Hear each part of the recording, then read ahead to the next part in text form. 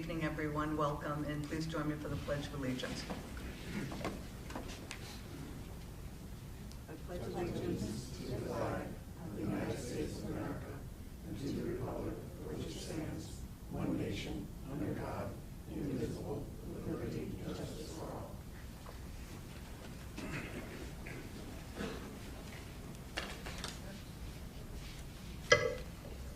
All right, if I could have a motion to approve the agenda for the business meeting of February 12th, 2024.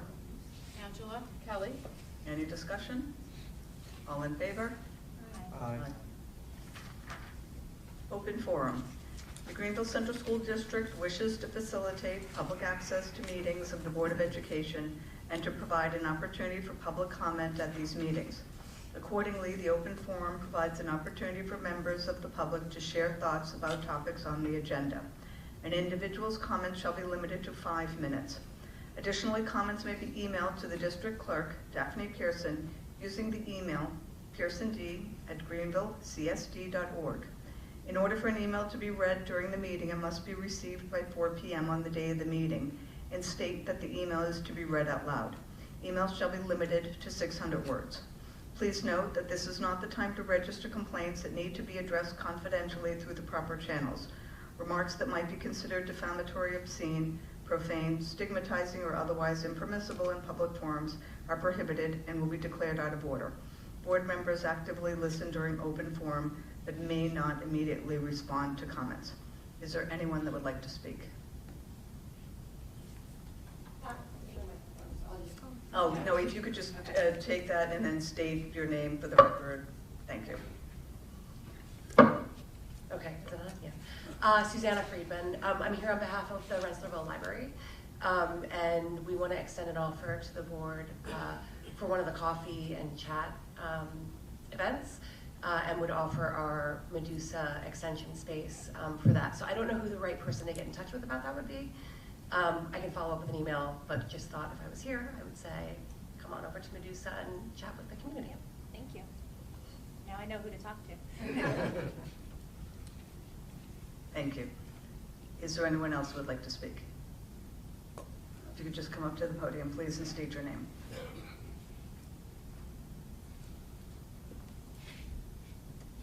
I'm Andy Jocelyn.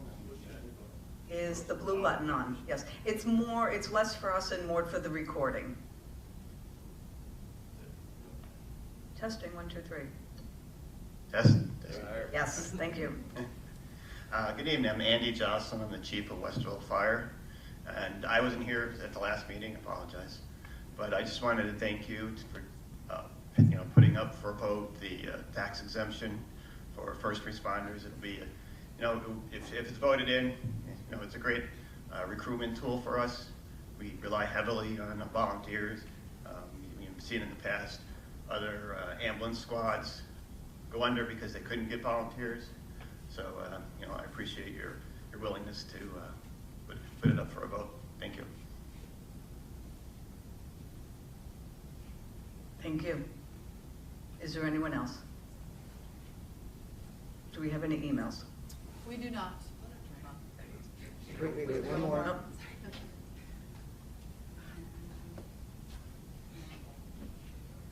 Okay, hi. On the agenda is allowing dogs on campus. Is that later, or should I talk about that now? It's on the agenda, so probably now would make more sense. All right. So tonight is the vote for allowing dogs on campus. I'm one of the soccer coaches here and one of the FFA advisors. I just didn't know for some clarification. Is it not? No, I just need your name for the record, please. Oh, Renee Royer, R-O-Y-E-R. Thank you. So as a coach, we were just a little bit, how's it gonna work?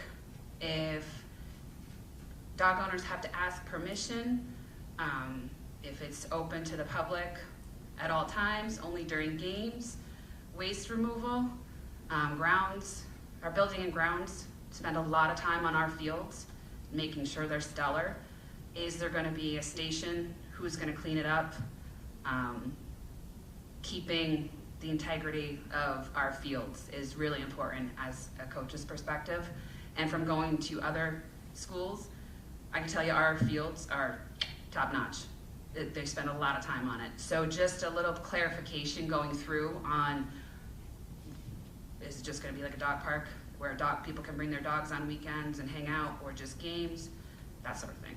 So just some clarification as we discuss would be needed and appreciated. Thank you. Okay, probably when we have the discussion, when we bring up that item, then that would be the appropriate time to address some of the questions. Anyone else? Okay, thank you. Then I'm going to move us on to the public hearing. And we have the public hearing for the real property tax exemption for volunteer firefighters and volunteer ambulance workers. What do I need to do for the public? There's nothing here. Ask if anybody Oh, wants to. thank you. Would anyone like to speak? What am I supposed to do? Yes. If nobody wants to speak, then we move on. Okay, then if no one wants to speak, then we're going to move on. All right. Thank you. Now, we're going to move us to the presentation. We have a mid-year continuous school improvement, and Mac Berkshire, the Director of Curriculum, Instruction, and Assessment, will be presenting. So come on down.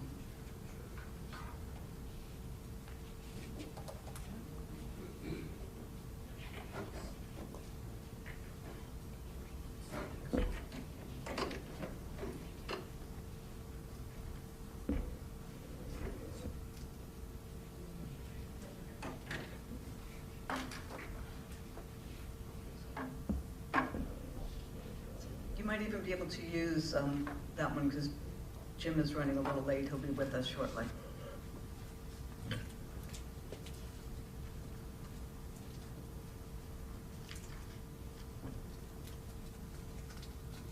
right, good evening, everybody. This evening, we will begin with a quick overview of our district goals, and then we're going to point out where we are in the improvement process calendar. Following that, we'll have an update on the qualitative progress of our district improvement plans, and then the principals will join in for an update on the building improvement plans. So as noted, tonight's presentation will be of the qualitative nature, so we're going to be pointing out the work that has been done, any adjustments that we have made to our plans, and the next steps that we see coming. At the upcoming Board of Education workshop on February 28th, we're going to review mid-year data that pertains to this work, as well as some other data points that we get at mid-year.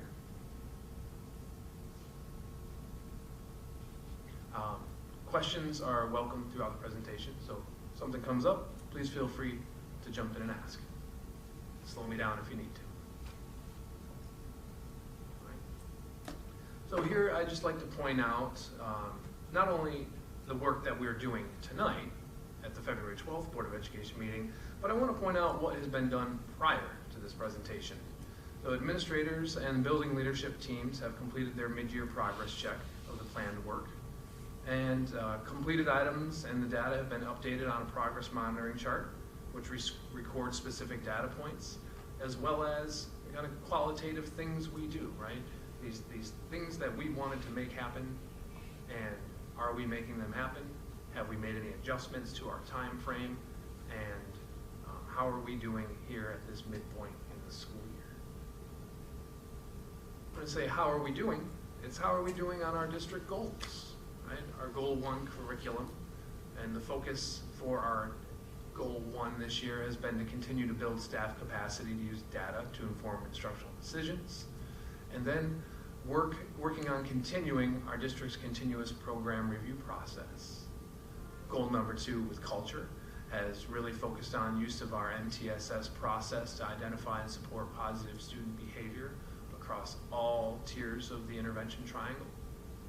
And lastly, community, focusing in on communication with our community. And that's really been centered around using our new Synergy Parent View web portal, as well as some communication around the new report card at the Ellis Elementary School.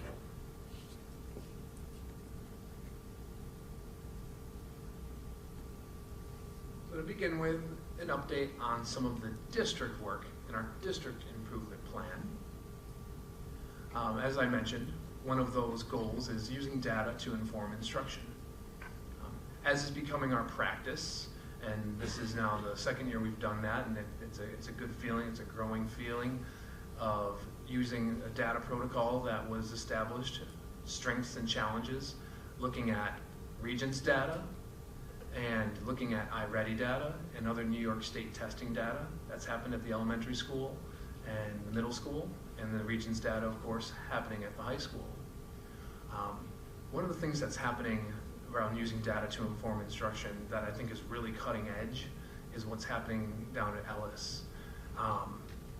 With the new report card, and you're going to hear me talk about the new report card a few times here, and this is work that was started last school year with Mr. Hilgendorf and the coaches.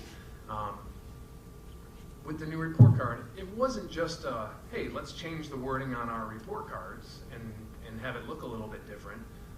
With all of that comes a really heavy lift. And when we move to our new report card, it's more of a standards-based report card.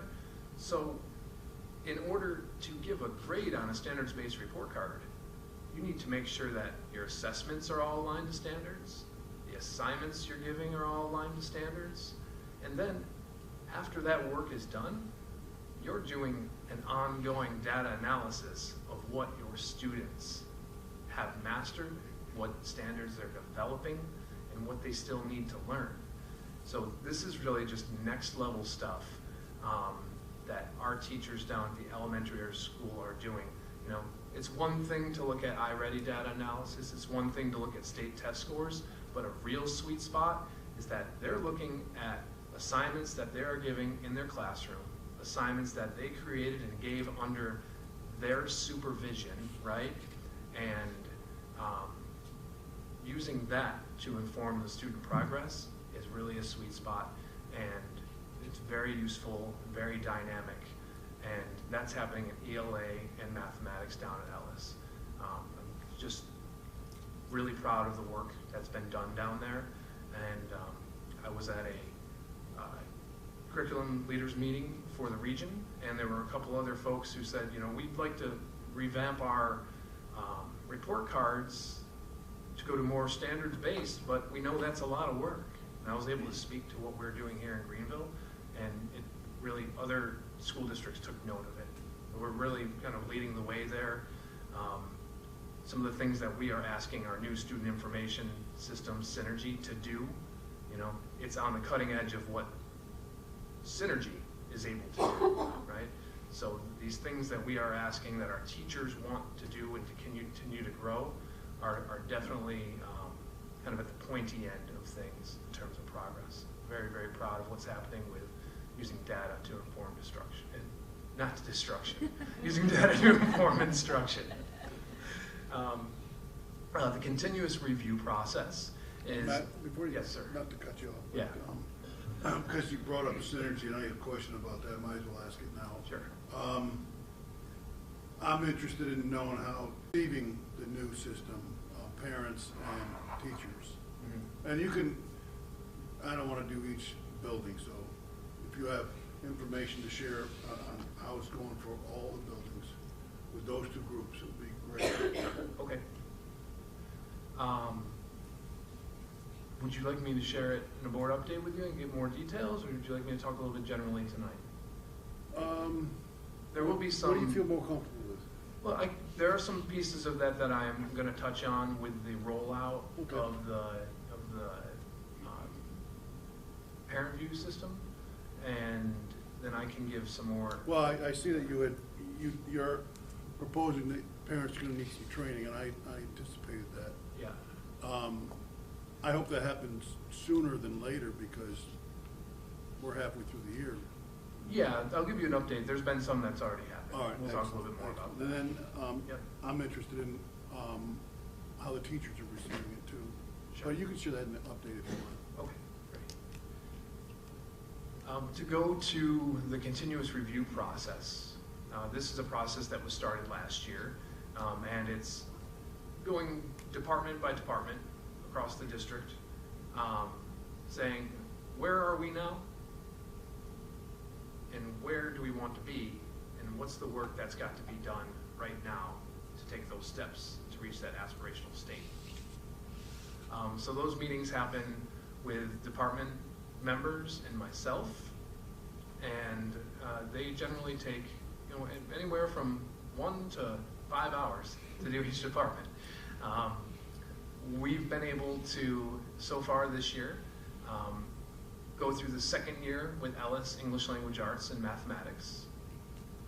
We've been able to do the second year with the PPS department, the high school mathematics department, the high school English department. Those are completed.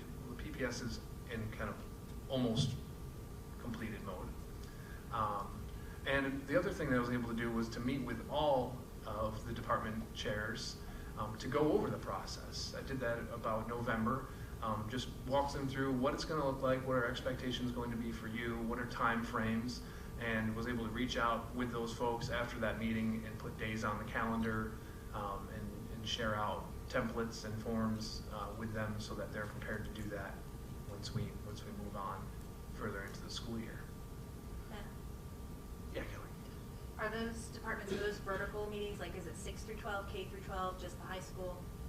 We've done them, so for the mathematics, we've done it with the high school, with elements of members from others, because it's kind of tough to get them all together and for that amount of time.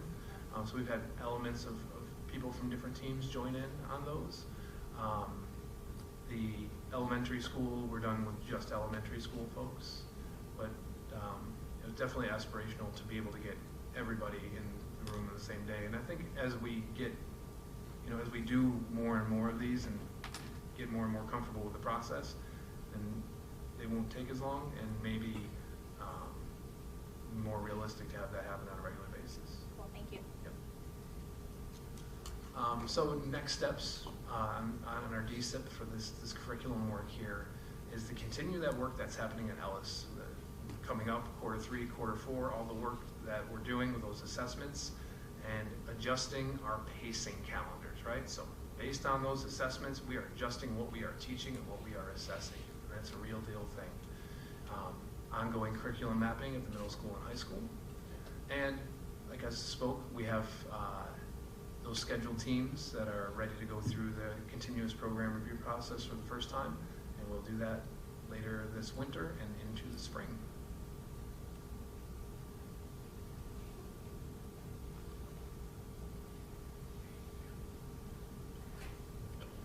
Quick question, sorry, before you move on the ongoing curriculum mapping.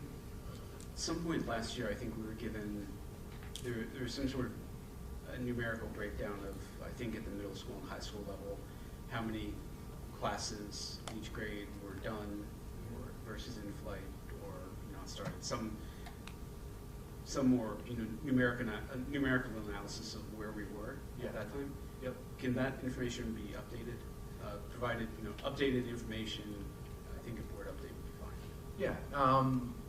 I know we review them over the summer. I know I did a review during this summer, and I believe provided a board update probably late August in the spring, or late August, end of summer. I can take a look at progress so far through this school year and see anything that's changed from that point and provide an update on it. Sure. Just I can all blurs together. I don't remember how long ago we did get that snapshot of numbers of curriculum maps done versus what's left to be done. So really just seeing how much additional progress has been made since that time. Sure. Thanks. Yep. Thank you. Okay. Now I'm going to give our update on the culture. And, in my role as district principal, one of the biggest things I do is really looking at how we're supporting our students with their social emotional learning. So this piece is all about that and the different things that we've been doing across the district. The first one is about our aperture screening. So in the fall, we, at the K-5 level, all of the teachers gave the aperture screening, took it for their students, and it's a strength-based screener. We took that information, the PPS team compiled it, and then shared it out with the teachers. At the middle school and high school level, we have the students take that strength-based screener and rate themselves, and then they take it again in the springtime. We had great work that came out of that at all different levels. So we had our PPS team at each level meet and look at that data, look at the students who were at the middle school, high school level who identified themselves as not having those social skills. And we looked at what supports and interventions we already have in place for them, and then we discussed what can we still do. We shared that out with each teacher at each of the grade level team meetings. And then at Ellis, we did the same thing. We presented that information to the teachers after the PPS team reviewed it. And then we spent time really crafting what we wanted to be interventions both for Tier 1, so for all of our students at different levels, and then in small groups and then targeted groups.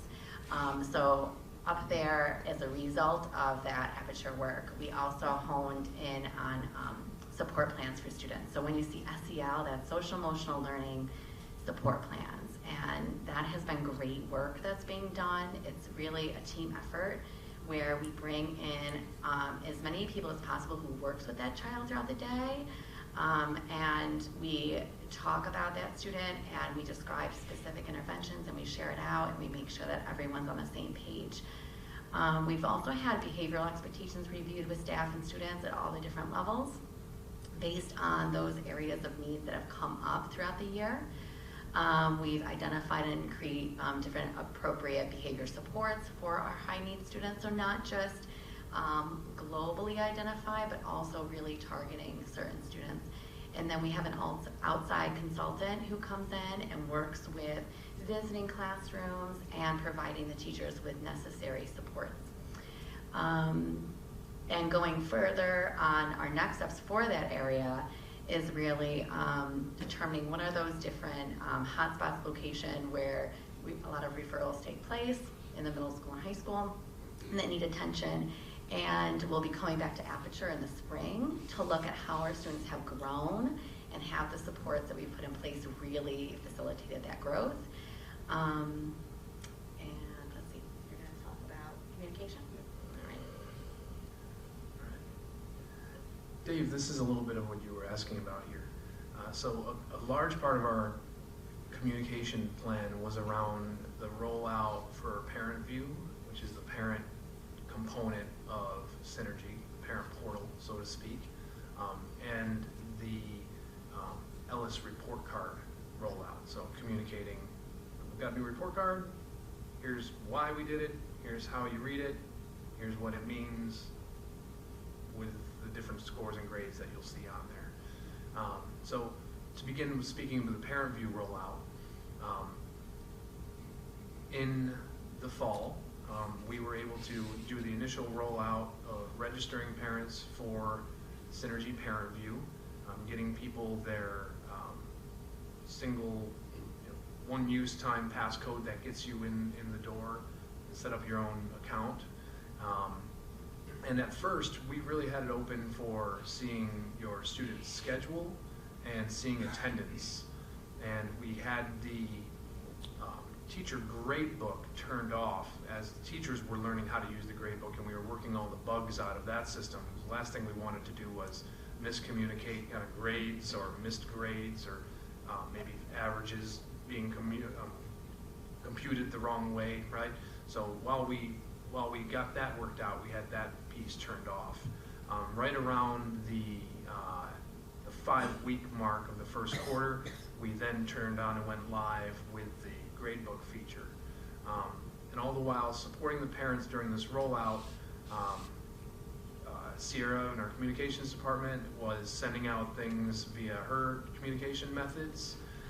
And we had people at different parent orientation nights and evening events at the beginning of the school year at the high school, at the middle school, and down at Ellis. And that included people from Scott's department as well as Sierra to help parents basically to sign people up and get them in right there on the spot. We felt that it went pretty successful in the sense that we weren't getting a lot of people reaching out to us with access issues or questions about why is this different than the school tool app. I'm not seeing something there that I used to see, which is is always a concern when you switch products, right? Everything's a little bit different, right? One of the things that we really, that was in our plan that we want to do is an analysis of user information. And we did that at the end of school tool when we stopped using school tool at the end of last year. We looked at how many unique parents have signed in at any point over the school year, and we wanted to compare that and measure it up to where we are in Synergy along the way to see if we're losing users, right? You know, okay, hey, if we had this many parents last year who went in at any point, are we in line with that? Is it similar, right? Some people choose not to use these tools. They would prefer not to. They've got other ways they check on these things. And something that I'm disappointed with is Synergy hasn't been able to provide us with those user numbers, right? It's just not the way their portal is set up on our administrative side to be able to extract that information. We are working with the support team at NARIC and Synergy's parent company, EduPoint, to get that. And I've stressed to them how important that is. I told them I'm going to be sitting in front of a room of people in February, and I need to have those numbers by then. And unfortunately, they have not gotten them to us. But that I wanted to put that out there because that's a very logical move and step to take. And I want you to know that we want to be taking that step. We're working on it, and we're anxiously awaiting getting those numbers to see, did we lose any users in the transition from the school tool parent portal to Synergy's parent view? Quick question, Matt. Yeah. The electronic method Synergy, is that the only way currently that parents can see grades and attendance? Or do we still send out, we don't send out paper reports? We send out paper report cards, yeah, in the 5-week progress So, report, yeah. for, even if you're signed up? Mm-hmm.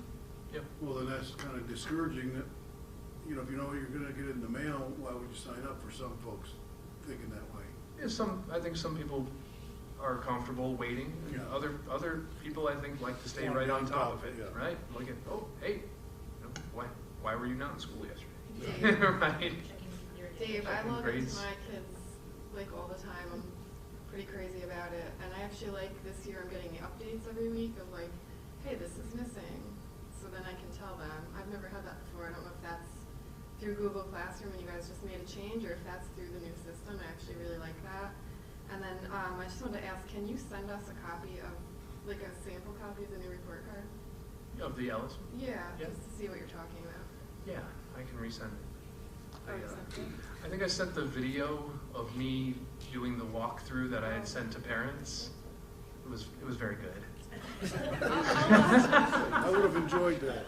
I really appreciate it. I narrated. You watched? Yeah, I got it. I have an elementary school kid, I needed it. I got a lot of good reviews. Right, yeah, not as many hits as the snow day video. Definitely not. Try harder.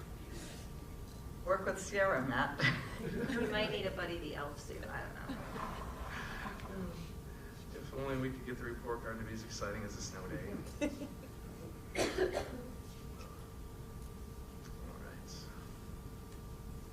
right. Okay. All right, so if there are not any other further questions on the district communication and culture pieces, I'll send it over to the high school.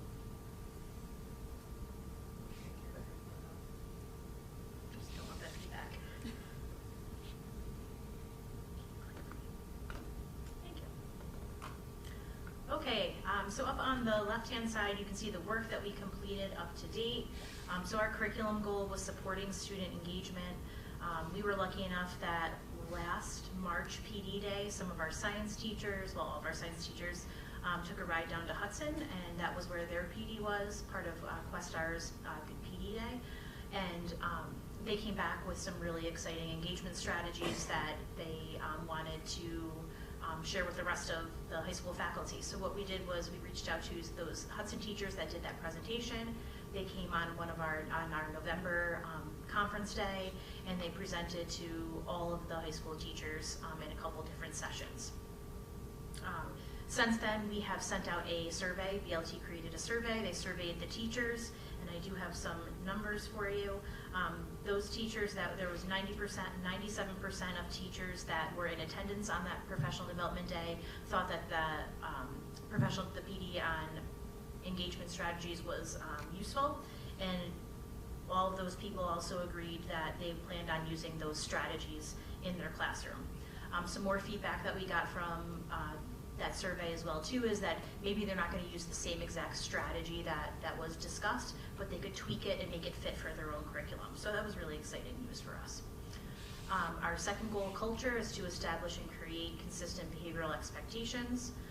In the beginning of the school year, I always like to get out and about anyways and get into classrooms, so this was one of my opportunities. I visited every single English classroom, went over different points of our code of conduct that were important, what expectations teachers have of every student, and then just talked about like knowing the different routines too. So some of our students are in anywhere from 6 to 9 different classes throughout the day, and it's their responsibility to get to know the rules or the routines and expectations of all of their teachers as well too.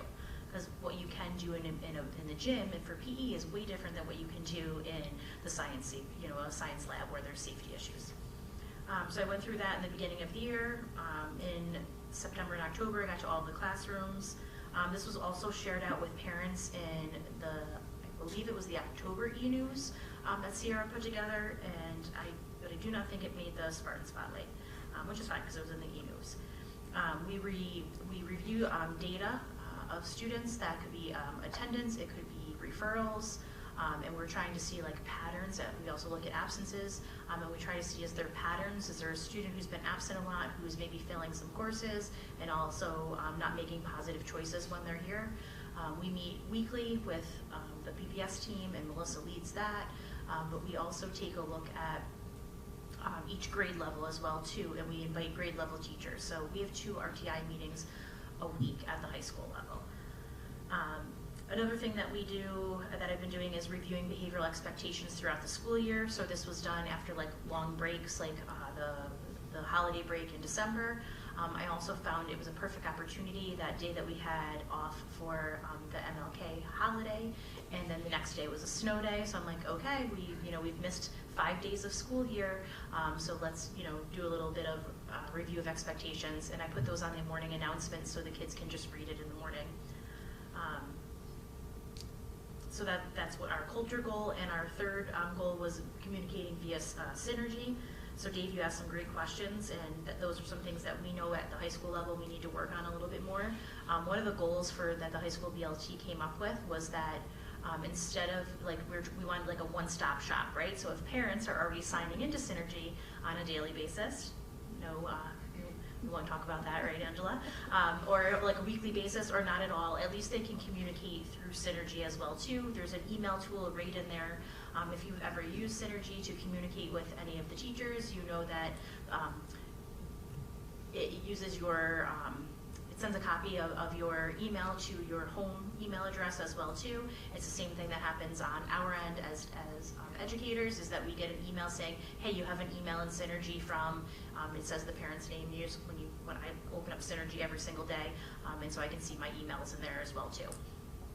There was a couple other things in Synergy that we want to get that we want to kind of get up and going for high school parents as well too, and that can be found over in our next steps.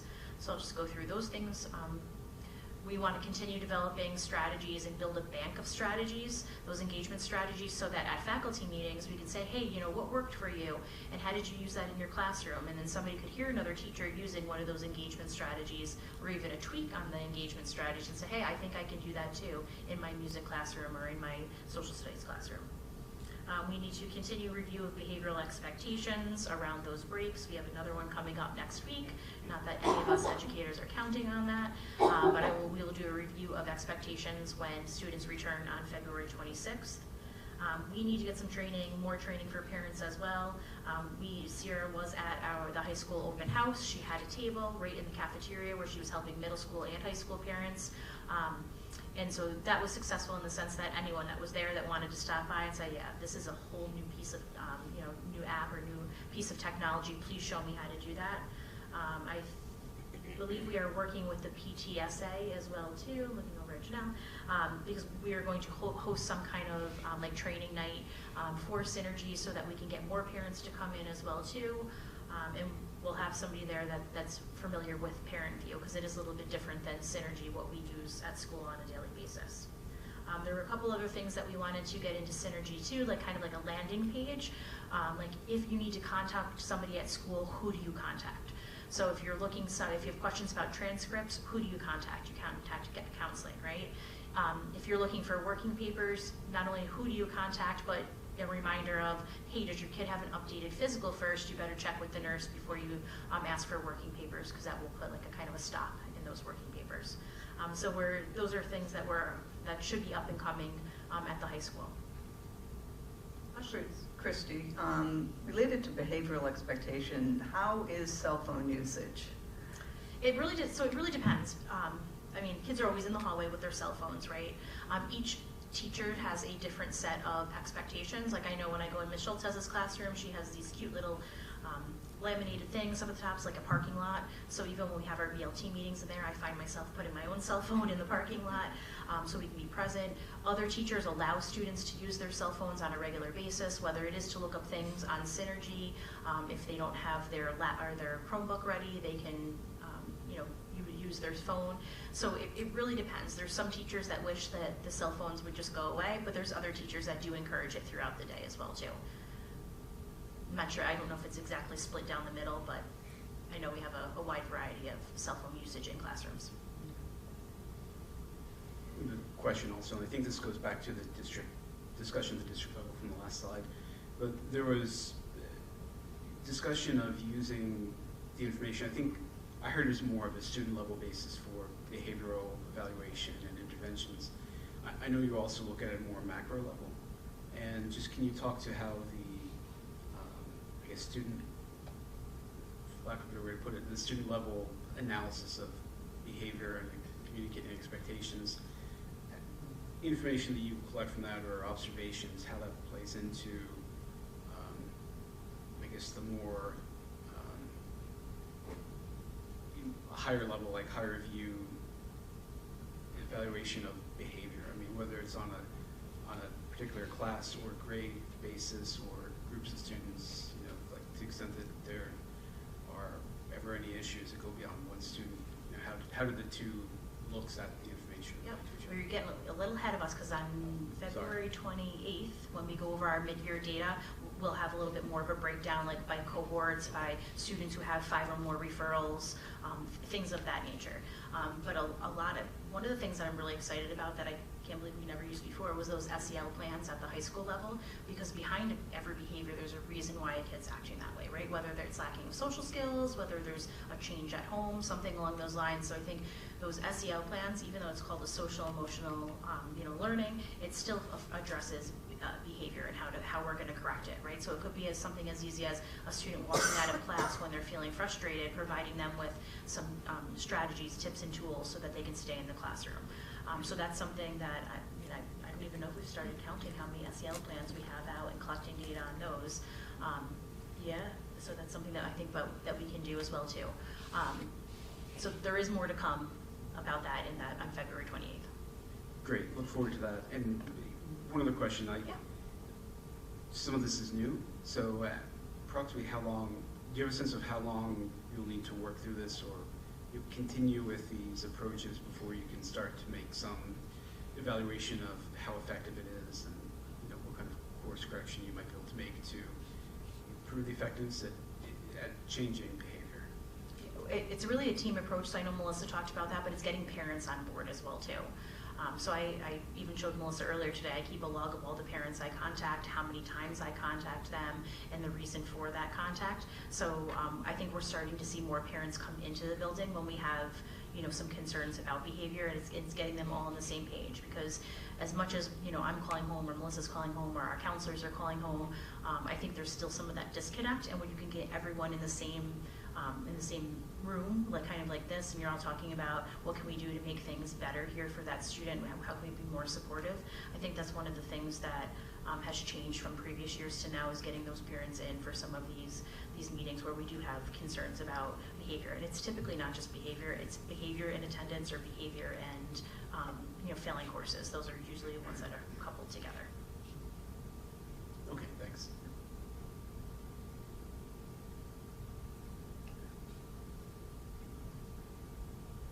All right, good evening. Onset Middle School here. So just real quick too, I know we've mentioned quite a bit about synergy here tonight.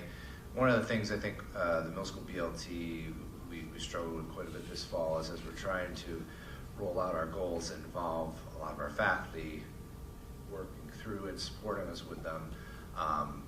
We knew there was an urgent need for the faculty working together on solving issues with synergy. So we spent some faculty time, team meeting times with synergy. I'm going to talk in a minute about teachers visiting teachers' classrooms. Well, in faculty meetings, teachers were up front presenting on things they were doing in gradebook and things like that. So, our goals this year, we're getting through them, and it was good to see mid-year that I'm like, okay, we're kind of on track with things, but definitely there was a delay a little bit this fall as, synergy was definitely the priority in terms of just getting gradebook and things up and running. And, as there's been some aches and pains with it, we've kind of said to the staff, it's going to be an ongoing process throughout the year. We started a kind of Google Doc of just synergy tips and questions that people added to, that things they found out as they're trying to solve things. So the teachers really been working together well to be supportive of each other in that respect. And that did take up some time kind of that first quarter. With that being said, one of our key visual goals initially with curriculum was teacher classroom visits scheduled. And really, when we met in the summer, we were talking more about just a lot of the different pedagogy people are doing in their classrooms and teachers not being able to see some of the great things that are happening. And so we ended up, creating a survey that we rolled out here late in November, December, gathered some data from teachers basically saying, hey, what are some things you'd like to go see or visit to help with you in your classroom? And then also, do you have some areas that you feel real comfortable having people come visit you and see you do? So we gathered that data, and people will be starting some visits here in March, some of our first round visits. And I think there's an excitement with it. I think we've got majority of the staff that are going to be going and visiting some people. And they've got a sheet to kind of put some positive notes down on, put some questions on, some takeaways, and then they will be doing a debriefing with those teachers, that teacher they went to visit, just to kind of go over some of that stuff, and then continue to, at the end of in June here or May, we will do another kind of survey to see, what were the pros and cons of this, and is this something we can continue to keep doing, because again, like I said, in the fall, just watching in a faculty meeting, people stepping up to the board and starting to teach about things with synergy. There's a lot of good things happening in the classrooms, and as principal, I get to go around and see all those different things in the classrooms. Now it's good to have the teachers go and see some of that too. So it'll be good to get back to give you some feedback on that here towards the end of the year, and then over the summer, I'm sure we'll take a look at that and see how we can tweak that and make it even stronger going into next year too. Along that realm, we talked about just doing inter-faculty meetings, kind of building off of visiting classrooms, but then just trying to find more different articles that we can collaborate on in a faculty meeting. And we've done a few, 2 or 3 already this year so far, of just really, what are some good different pedagogical practices in the classroom, discussing them, analyzing them, asking people to collaborate on what they're doing in that terms of those different types of teaching strategies. And people are talking about things that, oh, hey, I'd like to come visit you and see that. So again, it's giving the people the time. Time is a precious thing, as always, as we talk about a lot. But to again talk about a lot of the good things that are carrying on, and I think sometimes, again, even going out of their department to see some of the things happening in the other classrooms with the teaching instruction can be very helpful for them. In terms of culture, one of the things that we've continued to do each year, the past few years in middle school, is we do a student connection surveys where basically we have our faculty and staff go through and kind of write down with each individual student, go through a list and see, hey, who do you feel like you have a connection with? Not that you just maybe say hi with, but do you feel like that student may, would come and reach out to you if they feel like they've got a problem or an issue going on. And so teachers go, and faculty and staff all go through that and rate that. We then have the students do the same thing of like, do you feel like you have an adult that you're connected to here in the middle school? So that's important for us. We want students to feel like they've got someone here at school to talk to. And it doesn't matter who it is, but do they have someone that then can maybe steer them in the right direction? And so we have our faculty and staff fill it out also, and then the students. And then we took the 2 surveys and compared them. The faculty of it, each team level broke those down and kind of took a look at, okay, these students said they didn't have a connection with an adult here. All right, did any of the adults say they felt like they had a connection with them? And then we would, the teams then took a look at that. And what, each grade level probably had anywhere from 6 to 10 kids that kind of wrote they didn't feel like they had a connection. Many of those kids would just write down my family, which is a good thing, that they feel like they can talk there. But, we're hoping we can build something here if they need to talk to someone here at times too when they're here during the day. But the teams then took that and the people that kind of had said they thought they had a connection with that kid, now they're kind of a little more aware and trying to continue to work on that relationship too. So again, it's data that is allowing us to kind of take a look at it. I think it really supports kind of going into the next part where Ms. Macaluso will speak for a second about our SEL support plans across the tiers.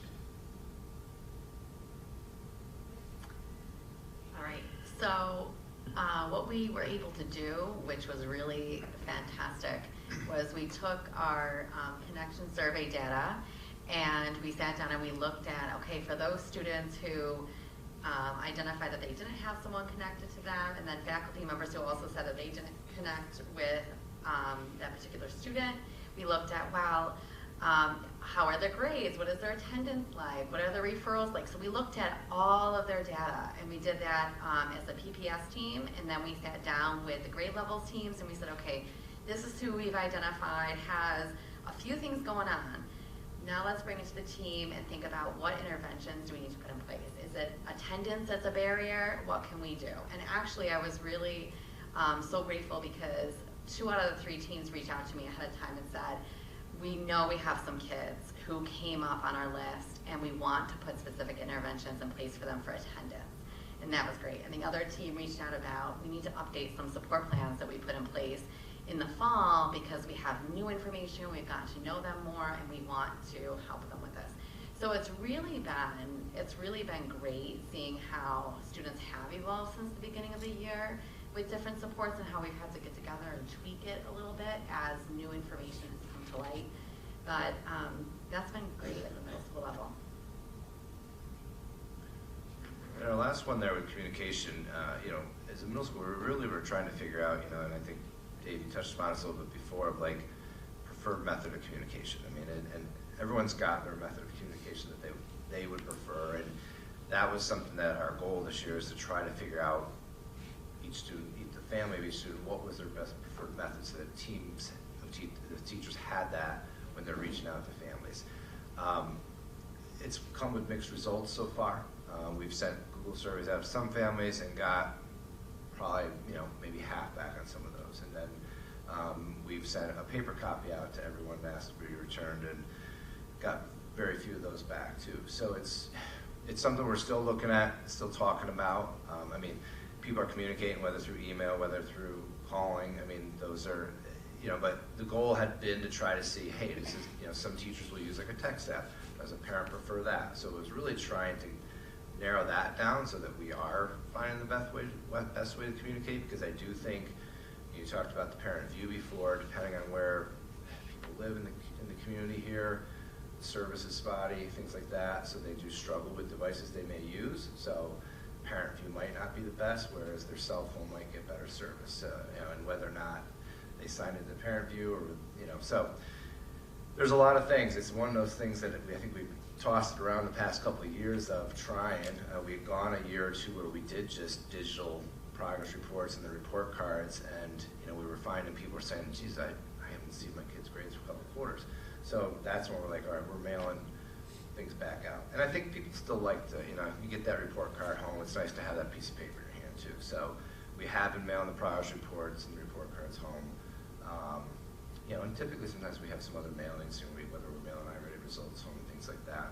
So it's good just to get those out to people there. But that is definitely something we're still kind of looking at and trying to tweak. And it's like, you know, okay, do you say we're just using this one thing or not? And I don't know if that's the necessary answer all the time either. So it'll be interesting to see how things end the year with high school a little bit. I know Seesaw's been successful for the most part in Ellis. So we'll keep looking at that one.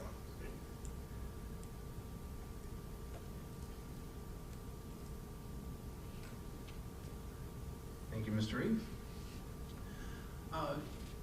With Mr. Mahan's absence, Joe Lopez has done a fantastic job down at Ellis, handling the day-to-day functioning and management of the building.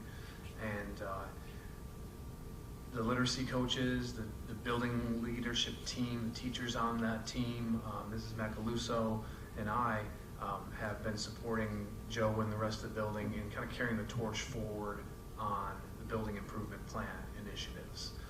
So we'd like to update you on how things are going at the elementary school tonight. Some of the things that you're going to see in the curriculum are things that I've already spoke to that were on our district improvement plan. And we like that overlap, right? We like the district leadership to be supporting building leadership. So I spoke to what the teachers are doing with the data at the elementary school and, you know, that ongoing basis, the day-to-day looking at how the students are doing on those assignments and how is that informing what they're doing next. They're refining their pacing calendars based on that. They're refining their weekly pacing calendars based on how the students are doing on the assessments they're giving. Again, so proud of the work that's being done there. That rollout, not just the finalization of what's going to be on the report card, but getting that report card built in Synergy and getting it to work and function the way we want and to look the way that was envisioned by the group of people that started working on that. That was a big lift. Educating and training the teachers on, you know, how to enter in the report card grades, how to adapt what you're doing in your grade book so that you can give a report card grade on what's on the new report card, right? Those are all big shifts that you don't necessarily see coming when you say, hey, our report card needs to be changed. Those are just two really big lifts that were happening and that are feeding into a culture of using, you know, the information that we get from students with the work that they do every day, using that information to inform what needs to happen next. Matt, what is the reasoning behind using Seesaw for only Ellis? Like, why do we have that?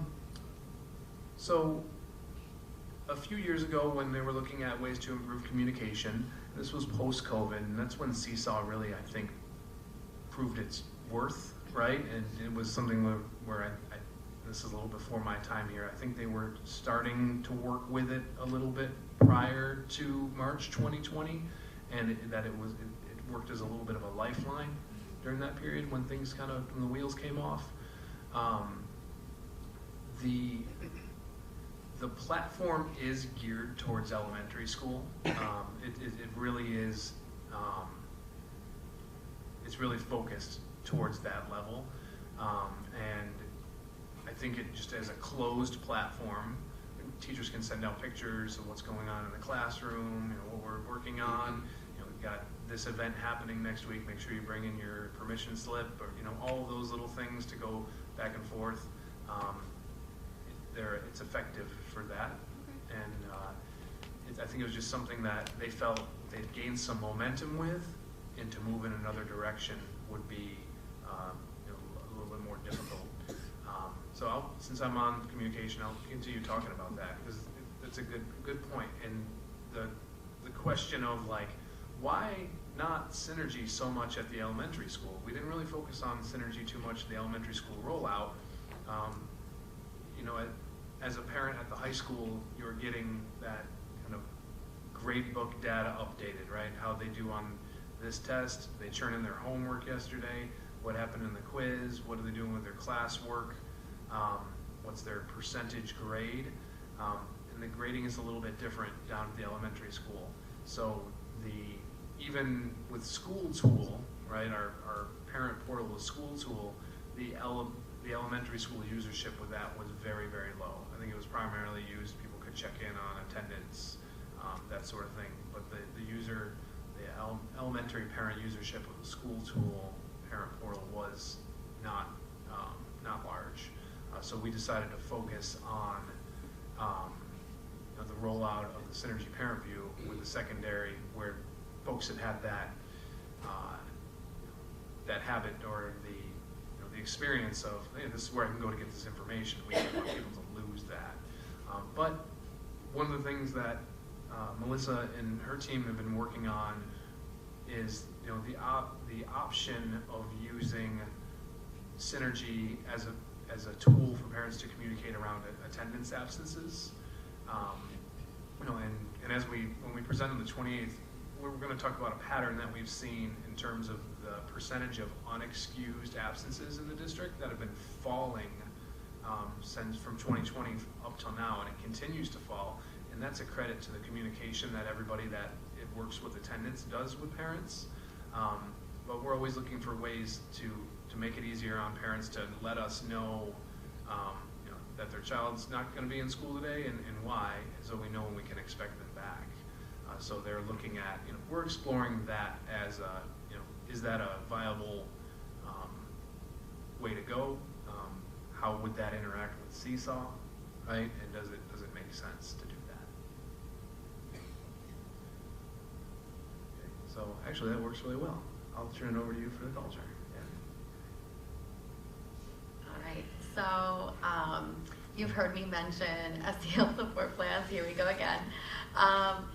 But at Ellis, one thing about them is that they're living documents. They're not just created and then they sit in a drawer, sit in your file folder on the computer.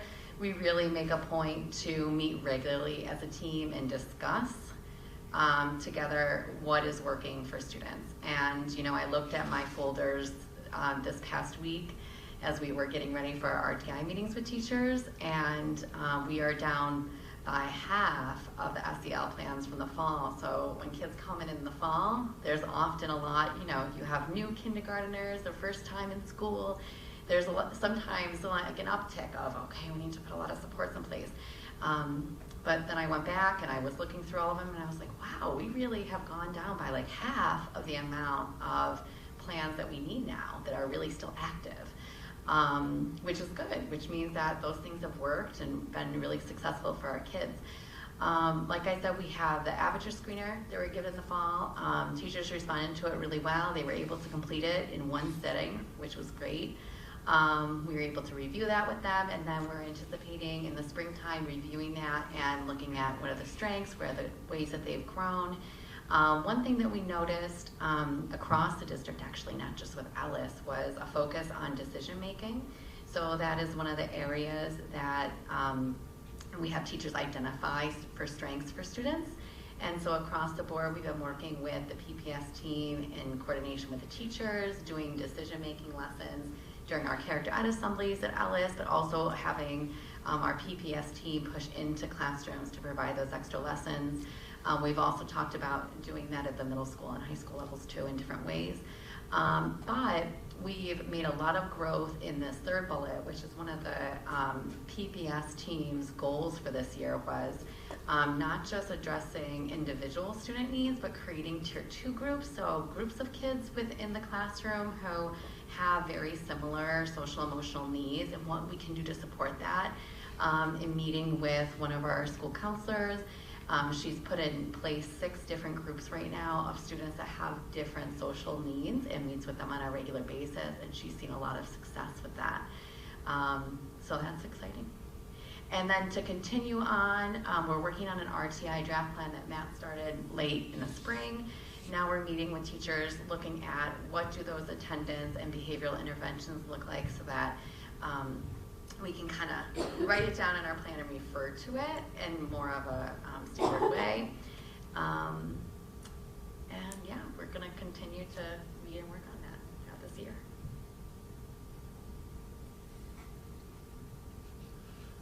I know you all asked questions as we went through, and I appreciate that. Is there anything, questions you have on anything we presented tonight, or questions on, hey, Matt, I would like to hear more about this?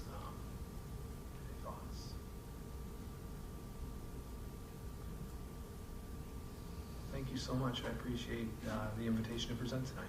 And on behalf of all of us, thank you. Thank you. Thank you. Thank you. All right, I'm going to take and move us to the discussion and the capital project update, and Mike Bennett is going to provide that. So I'll turn it over to you, Mike.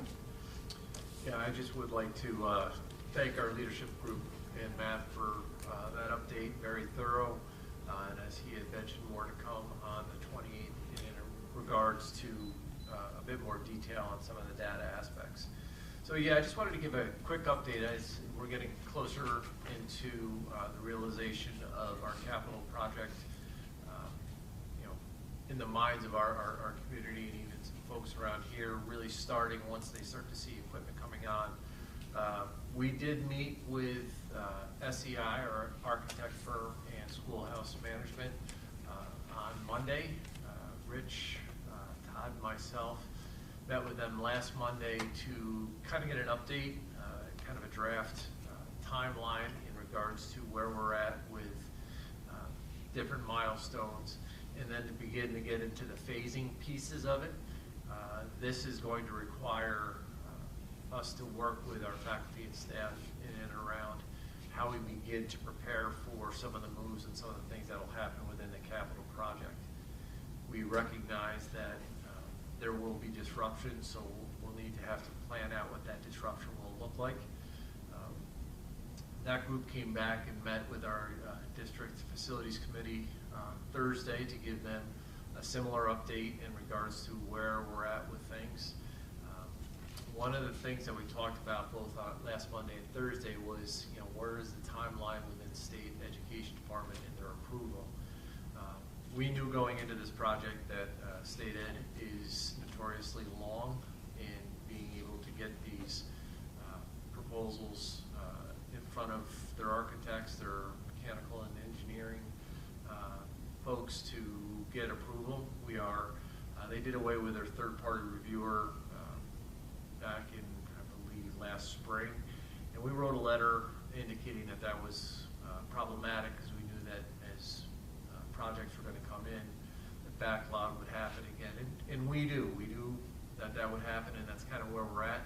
We are still within that prime window of between getting that approval, hopefully by the end of this month or end of the month, beginning of March, so we can get it out to bid. If you remember, we really were strategic in the rollout of getting into state ed as soon as we could so that we would have a better grip on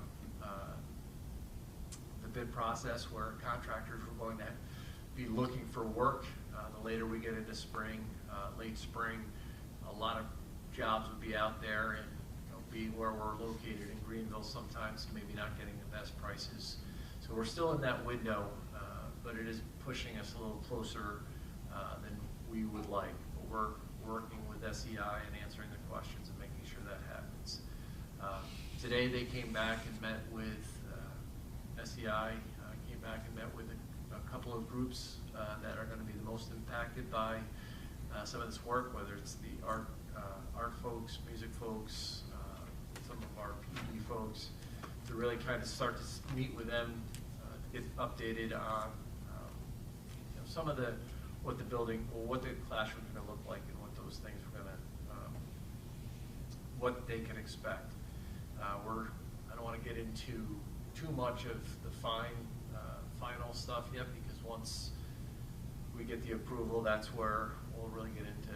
We started to get a little preview of color schemes and little things like that. We were supposed to meet with someone this morning, but unfortunately they were sick and unable to attend.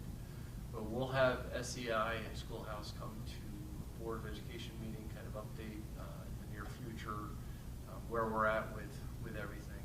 But we're moving along, and we're excited about the process and looking to get folks here, start the staging aspect of the work. So, that's it for the update. Mike, do we have any sense of when SED will, do they have a backlog, I guess? They do, but the thing of it is we are still got our project in there ahead of a lot of other schools. So while the backlog is happening, we're still ahead of a lot of the folks who are, they're equally as backlogged.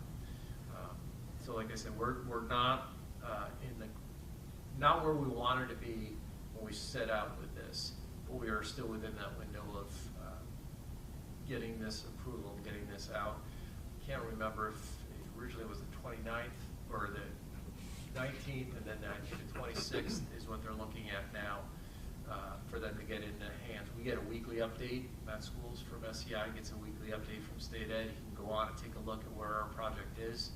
And right now we're looking at like February 26th, I think, is the latest information that we've gotten. So yes, there is a backlog, but like I said, we are still, our project is still ahead of others. Any other questions? Mike, we talked about at an appropriate time in the process trying to see if there were any cost-effective energy efficiency measures that can be incorporated.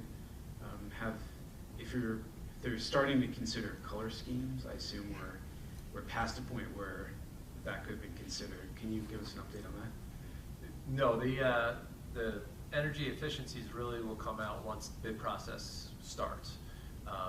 So that is something that will take place again when scope is determined and we're putting the stuff out to bids. That's when we can start to utilize and realize what some potential energy grants, some of those things that we can tap into for savings. Do you mean that the RFI or RFP will say include that in your response? I believe that that's the way that Matt will take a look at those bids. But again, we can have them come out and take a present to the board prior to that phase. So whether it's beginning of March, get them on for a March board meeting. Okay, thank you. Yeah. Any other questions? Okay, thanks, Mike. Now I'm going to turn it over to Kelly Kubicki for an update on the committees, and this is some of the work that you're doing as one of the board objectives. Yeah, one of our board objectives this year was to take a look at the committees that we have throughout the district, making sure that they have clear goals, defined what they are, and also we've discovered that there are some required by the state, making sure that what we have, whether it's named differently or whatever, matches what the state requires. I don't have a lot of updates since last month. I've got a lot of data and a lot of background information that's been compiled. I have a meeting with Mike. Thank you for putting me on your calendar for this Thursday, because I think at this point the next step is to take it back and try to talk to the committee chairs and work all of that information together to see if we're on the right track. So hopefully next month maybe I'll have something a little more final for you guys, but I think we're making progress. Thank you. So let's see, we also have a second reading. We have several policies that are going through their second reading: 8160, 6150, and 6130. The 8160, the dogs on campus. The 6150 is the comprehensive attendance policy with the red line there, as well as 6130, DASA, Dignity for All Students Acting policy, which includes cyberbullying for that. Any thoughts for discussion? Just because of the earlier question, should we just read what's in the dog policy? I'm sorry, say that again, Ange, I'm not. Because somebody asked earlier during open forum about the specifics of the dog policy, should we just go over that now? Right, I think that one of the first things is that it's following basically when the policy committee revised it, it was following what is happening at the town level and so forth. So dogs have to be on a leash, they have to be, the owners need to pick up after them, the dogs need to be under their control at all times and so forth. Was there anything specific. There wasn't I believe she asked, like, is it just open to anyone? I think it is, right? Anyone at any time, basically, to come on, or is it just during school events?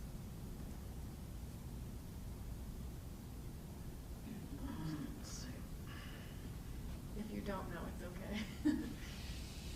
No, it says in the policy, I can't get mine to open. I couldn't either.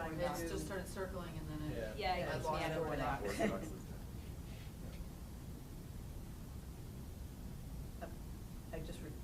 I just refreshed it, so hold on.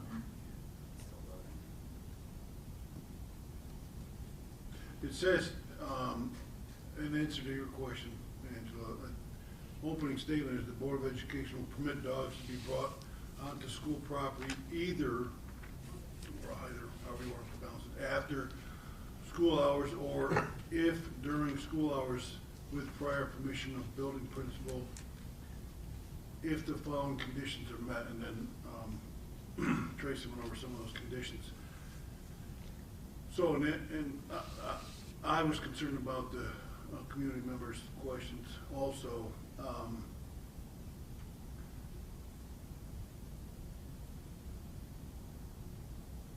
So do they have to have building principal, well, you know, who is the building principal on our athletic fields? So the question there is, the way that's stated, if it's during school hours, it's the building principal.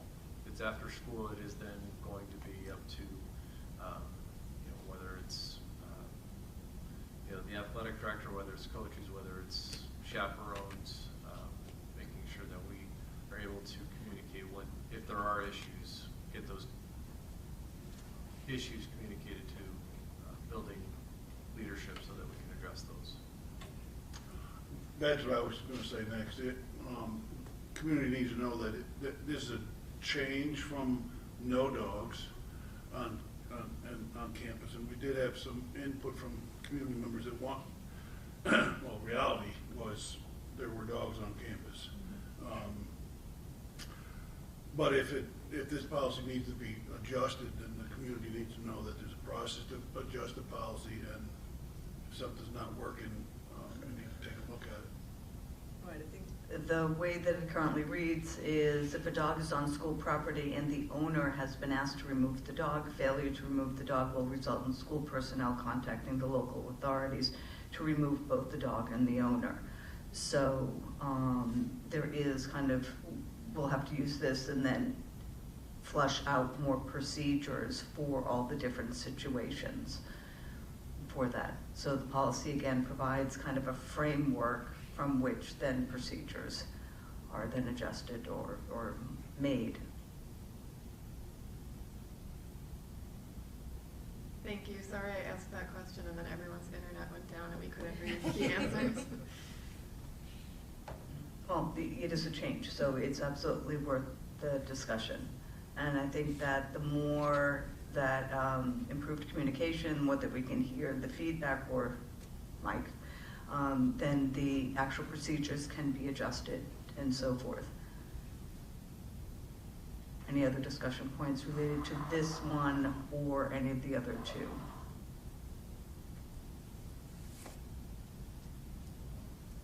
Okay. Let's take and see, we have 6.4, the first reading for a new policy, which is on this committee. We've been working with our legal counsel. The policy was being developed. It was in committee. We had discussed it several times. A law was enacted, came down from the governor, and this policy needs to be in effect by March 1st. So we asked specifically if it is in committee and it's kind of following through the process, then how much wiggle room do we have with this March 1st? And the answer is none. So what we are going to be required to do is to take and to waive the second reading of this policy. The good news is the policy is fairly standard. in that it is being adopted by all of the schools and written accordingly. We were given very specific guidelines. The overview of what the policy is that there is no tolerance for workplace violence, and importantly, there is a mechanism in order to report that accordingly. What we have for the policy is that for each of the buildings, the principal would be the contact person, coordinator for the for workplace prevention, and then for individual employees or anyone that falls outside of those 3 buildings, then it is the assistant superintendent of HR. The actual individuals will be elected at the July reorganization meeting and so forth. So all of those details are just spelled out. So I just wanted to kind of give everyone the understanding and some of the background information on why we're going to have to waive this for that. Any questions related to this one? So are we waiving the second reading if we're having a meeting on the 28th? I would recommend it because that would only give us 2 days to then make any changes or anything else. So the feeling was that it's worth doing. Yeah, I don't know how other people feel. I guess my last question, when I read through it, there was a lot of red still in it. I know it's under development. It was discussed in the policy meeting when you said there's a lot of red in it. So I'm looking at the document and it says similar to DASA coordinator, and it looks like it's still an edit. no, there should be 2 of them Yeah, in the there. one under the action items is, does not have the red lines. So in 7.7, you'll find a cleaner copy. Okay. We included the red lines so you could see what some of the changes were. Okay. And everything has been reviewed by council. I will go read the other one right now. It Point just of says order, Daphne. accept. There's a point of order. Do we need a motion to waive? It's in the action item for 7.7. Okay, very good. Didn't see that, sorry. So yes, we will.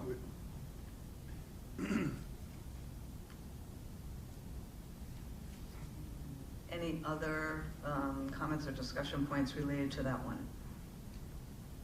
All right, then 6.5, request for approval of a new textbook. Daphne has the textbook over there. We have it for technology subject area 9 through 12 at the high school, and quantity needed.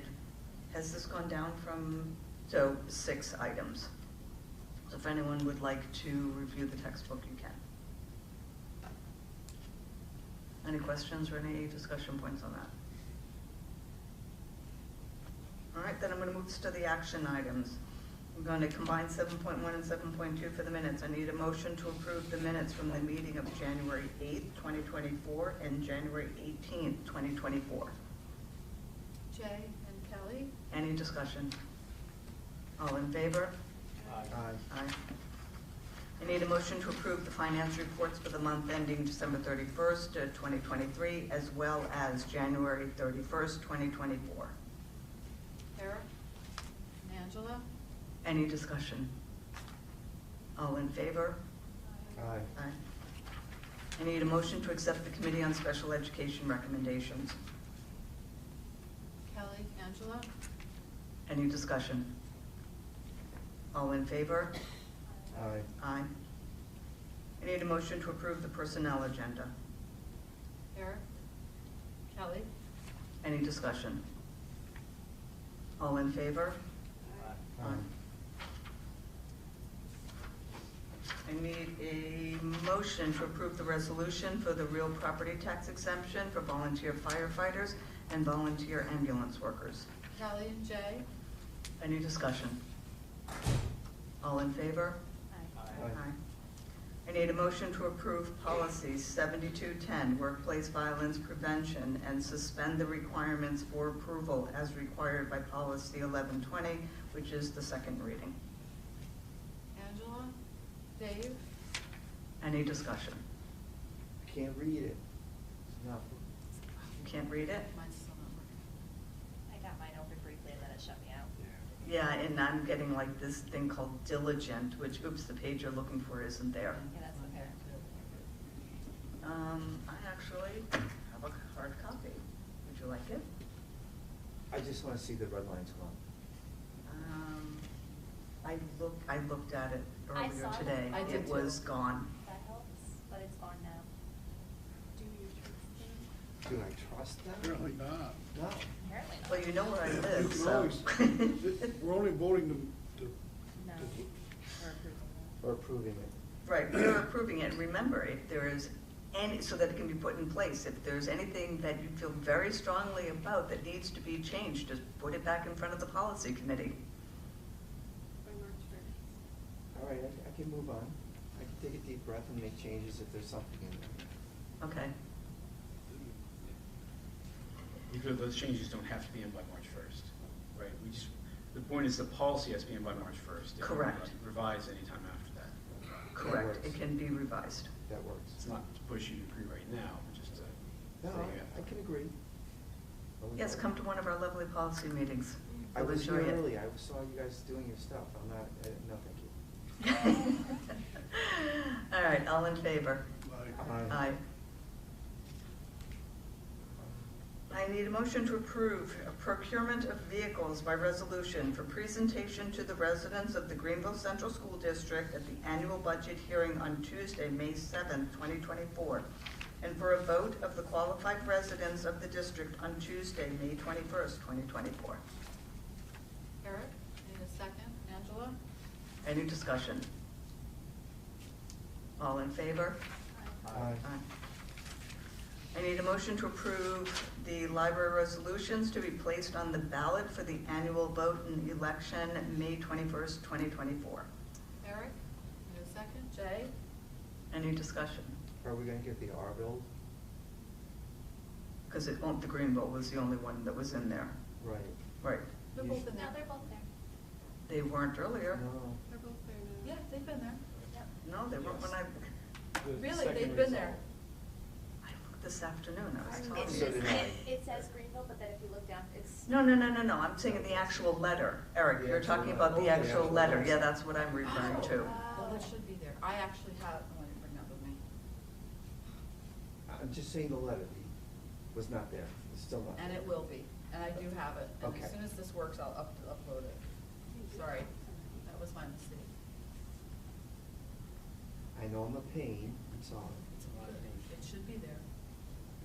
But it does say for the Rensselaerville, it would be Yes. an increase of 586 for a Yes. total, okay. All right, any other discussion? All in favor? Okay, I need a motion to approve the tuition rates for the 23-24 school year.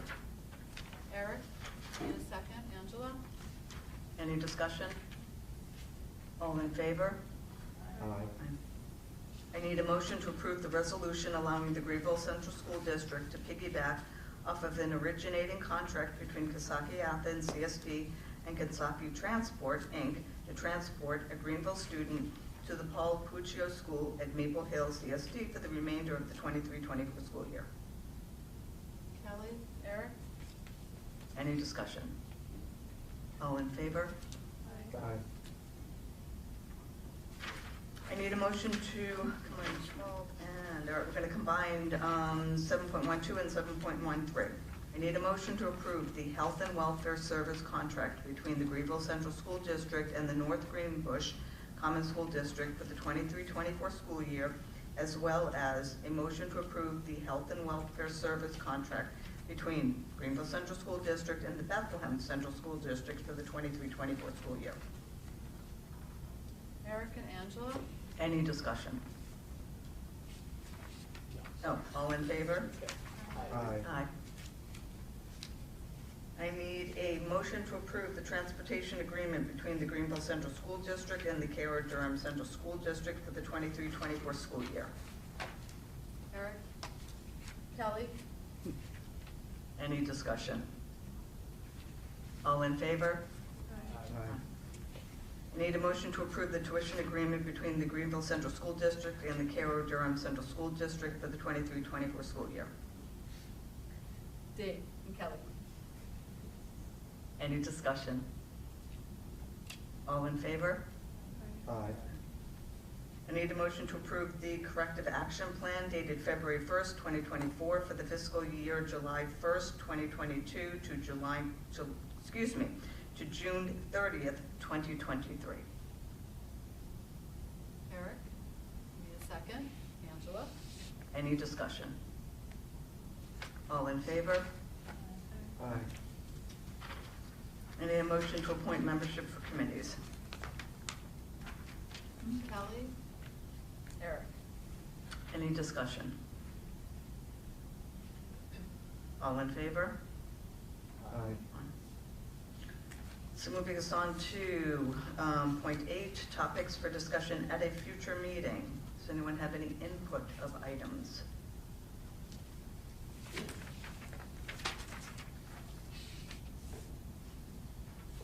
Okay, we'll hold it for next, as a quick reminder, at least till the next meeting.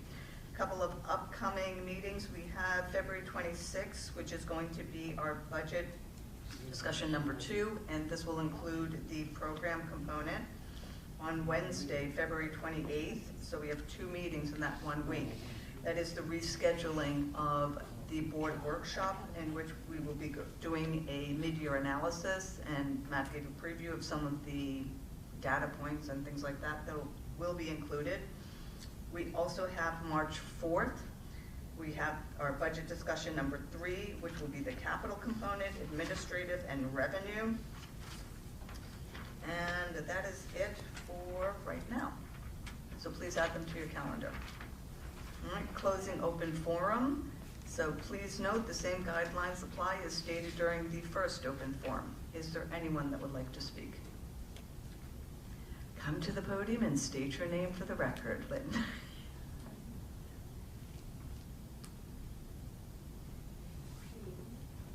No, try again. Good evening. Hi, I'm Lynn Hughes. I'm an ag teacher here at Greenville Central School. I want to start out by saying that I am an animal lover, so it kind of breaks my heart to have to kind of go to this side of the discussion back to bringing dogs on campus. I just have a couple of concerns that I wanted to just sort of bring to your attention and then let you guys sort of marinate on that. One concern is for us, for FFA, having horse shows, a lot of people bring their dogs and we have told them they can't. We have kids that run around, dogs. That would incur my insurance to go up greatly because I have to carry an additional policy on the arena that we have. And by allowing dogs to be part of this, I open up myself with the kids down there to some interesting things of who's responsible is it. So if someone brings their dog in their trailer and the dog gets loose and bites another animal, whose liability type kind of conversation needs to come up. Do I have to carry an additional insurance, or would the school cover that kind of insurance? My other concern is, as I've coached lots of sports, hence the attire that I'm in, apologies, just came out of volleyball practice. We have put a lot of money into the beautiful grounds that we have, and I would hate that these fields would be used as the bark park. There's beautiful fenced-in areas. They're open all the time so that kids can come with their families and use the pitching mounds and the pitching boxes and all that encompasses this. And it would be a horrible shame to be out catching a ball, a sliding tackle, and end up sliding through feces. It would be really smelly. There's a lot of zoonotic diseases that go through that. So I'm not sure, I hope you guys would do your research on zoonotic diseases that are transmissible through feces, and if kids got into them, what would we do? Another concern would be who would be responsible for picking up this, and would we have disposable areas and bags? The other concern that I have is with service dogs, you're only allowed to ask 2 questions. And one is, what purpose does your dog serve? They could say anxiety, PTSD, and the other question is your dog licensed for that? It came upon the situation last year at a softball game, and a man from Maple Hill had a large dog, and one of our parents had a little lap dog. The little lap dog, they're a little fierce. They must have had some sort of conversation, and the big dog which was sitting nicely, jumped up and went for the little dog in the person's lap. There was a child between them. The parent grabbed the child, and then there was words between 2 adults. I was in the dugout. I had to come out of the dugout.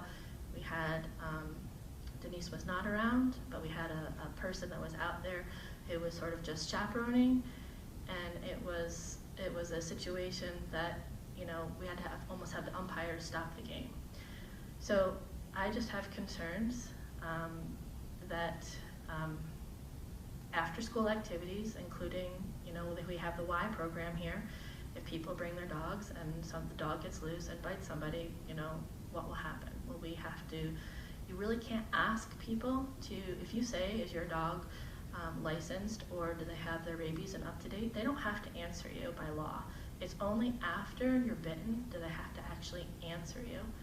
So it's very hard to police something. You have to take their word for it. The other thing, if a dog bites somebody and they can't provide proof of rabies, that dog has to be, the people have to pay $30 to have a day sometimes to have that dog put in sort of a quarantine, or they have to euthanize it and test the brains for rabies. And I would hate for any dog to have to be euthanized because somebody wasn't up to date on shots. So while I am a huge component of a dog, we just have a park a couple 100 feet away that has a beautiful path and encourages people to bring their dogs. I kind of have some resolution and hesitation about having that here. So I just wanted to just speak for that portion of it, not that I don't want people to enjoy their dog, just to kind of give you my thoughts and concerns coming from an athletic position, coming from a person who has to carry insurance on the property here as well, not me personally, but the FFA, and what that would mean for me. So thank you for your time. Thank you. Thank you. Is there anyone else that would like to speak? I'll be quick. Renee Royer, again, I'm going to piggyback off of what Len said. Before, when the question was the building principal, if the dog is at games and there's an altercation, I think Dave, you asked the question about who would be responsible of getting the information. I know when I'm coaching the soccer games up on the field, it's usually me coaching the game, and I'll have a chaperone running the clock. Say there's a altercation, do I have to stop the game and go deal with it and get information? Do I have to hope those 2 responsible dog owners stay till after the game so I can get their information? That's a little bit of a gray area. Who is gonna police this situation? Another thing is, again, talk about waste, sorry. It is technically a biohazard, and like Lynn said, there is a lot of things that could happen there, and not just with cleaning up, but urine too. I mean, it's very acidic. What do dogs do when they see a pole? All of those lamp posts, all of those nice, gorgeous poles we have, they're gonna be burnt. And when you roll up to our beautiful fields, they're not gonna be that beautiful anymore. That's another thing going forward. Like I said before, the building and grounds, they really do spend a lot of time, and our fields are gorgeous. I'm so proud of our fields. It will diminish it, but just by, it is what it is. That's it, thank you. Thank you. Is there anyone else who would like to speak?